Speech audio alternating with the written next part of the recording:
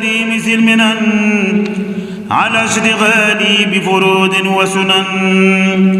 الحمد لله الكريم سلمنا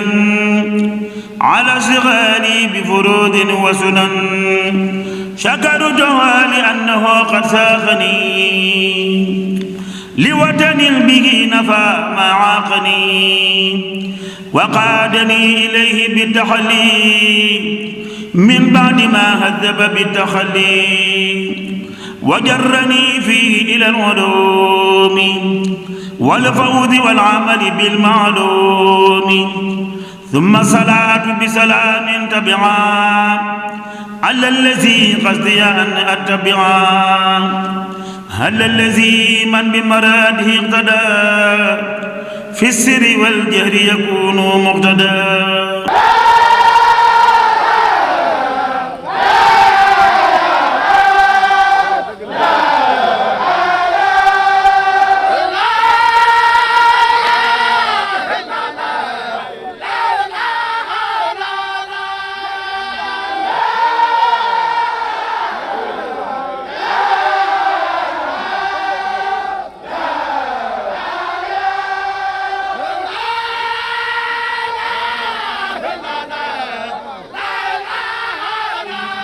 وأجل عنهم أمة خير مرسلين وفرجا عنهم جميعا يا عليم. وارحم وبارك ثم عافي كلكم ونجهم وادبهم واغفر لهم. واجعلني يا رب من أعظم العباد أن لك حظا ونصيبا في تماد. واجعل جميع حركاتي لك وسكناتي طاعة بفضلك. واجعل حياتي ومماتي في السنن والفرض والمندوب سرا وعدا. واجعل مماتي راحة لمن نصبوا ومن جوى ومن غرام ووصبوا. وعمل اجعل كله مقبولا حتى أكون مقتدا مقبولا. ومسكن اجعل مسكنا مباركا وزيرني سالكا وناسكا. أدعوك أن تجعله دار التقى والعلم والدين ودار الارتقاء وجنة لسالك مريد وجنة عن هاتك مريد ومنفعا لكل هاج مسلمين ومدفعا عن كل عاد مجرمين وحجة لمن بضعف اقتدى وحجة على مخالف غدا ومطلبا لطاعة الرحيم ومهربا من طاعة الرجيم ومسلكا لسبل اتباع ومتركا لسبل ابتداع ومسكنا لجلب كل خير ومسكنا لدفع كل ضير وسببا لفتح خير الغيب وسببا لدفع ضير العيب وأرضه اجعل أرض رزق وأمان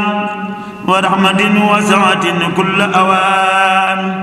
يا دافع الأسواء والأقدار بالمتابعة ادفع كل سوء عن داري واغفر لمن بنوا بناءها الرفيع واغفر لمن أمرهم به جميع ولجميع من أعانهم على بنائها الذي بفضلك اعتلى واغفر لكل من بها قد سكنا وللذي لها لخير ركنا وتجعل هذا الامتلاء نورا ورحمة بلا انتهاء ورزقا اجعل أطيب الحلال في العذر واليسر على توالي وليجد فيك بعلم ينفع ورفعة الصيد بقلب يخشع وليا في دعاء يسمع مع القناعة بنفس تسمع وزوجة صالحة تعين على التقى والبر يا معين وحاسب لك نفس تدرك أبدو علي مع جملة أهلي يا صمد واضرب سرادقات حفظك على داري وما فيها جميعا مسجلا وتدخلني الجميع في مكنون غيبك واهدمنا عن الفتون وعن شرار الخلق والرزايا. الله أكبر الله أكبر لا إله إلا الله. والزهد والورع في الدهور الله أكبر. ودار خلات وزرق وورع ودار سنة ومنجا من بدع وجعلوا دأبا مكان التعلم وموضع الفكرة والتفهم.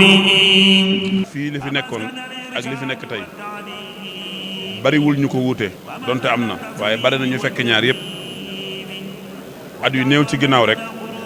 bokkoon na pawukaay bi gën a rëy ci gox bi ñu nekk muy Mbàkke ak Touba waaye ndekete la sunu borom waxoon ci alquran rek ne lépp may borom te loolu mooy li wér. lu mu jëlagul ak lu mu jël rek moo fi am waaye fii kenn ku ne xam na ne la fi nekkoon ak li fi nekk tey wuute na kon dafa dellusiwaat rek ci boromam niñ ko mën a waxee noonu waaye yàlla du ñàkk dara ba koy amaat waaye waxin la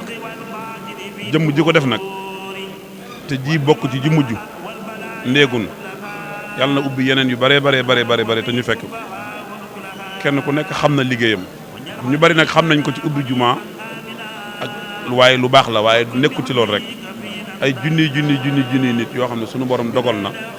seenug dund ci wàllu li ñuy xéewloo ak seenug wér-gu-yaram ak seenug yar lépp suñu borom ci moom la ko jaarale te yàlla nga koy dimbale ba bi ñu gisatul sunu yaakaar ja tey ak ëllëg ba léegi ma nga ca loolu te dara delluwu ci ginnaaw lépp dafa demaat ci kanam. moom defar gi ni muy nuru lu yomb ci moom am ko jiite gën a yomb ndax am njàngale moo jiitu tabaxi jumaam moo tax loolu moom du doon jafe waaye daal waa kër gi moom bari nañu ko ci man ci ndaw ci diggu doom ak ci mag moo tax loolu moom mooy xam kam ko koy def comme nii rek dem nañ bay taxawal door a xam ne sëñ Moustapha moo koy def donte nag daan na def yi ci des bi ñuy xëy xaw ma ne woon ni moo koy jiite waaye saa su ne rek ki mu koy def loo bu ñëwee laaxar walay doon ñëpp nañ xam ne moo ko war a mën a def yàggaay gépp defaroon nañ ko ba noppi waaye moo ñëw soppiwaat ko changé waat ko bañ defaraat ko ba mu dëppoo ñu jamono waaye moom comme ko mën a jox yaa koy jox waaye Diop moom entrepreneur boobu moom moo yor liggéey bépp moom waaye la koy defaral daal ci moom lay jóge moom xam na ni nit ñi boo bañee am lu la naqari moom koo ko mën a jox yaa koy yoral sa bopp boo mutul kàttan def gi tamit nga koy xool mooy waar bu ca mbagg wàccee na ci bët tege ngay faral di wax lu bari ala muhammadin wasilati laka وليكن الختام عندك وتضرب صلاة للصحابة عن آله وهب لي الإجابة.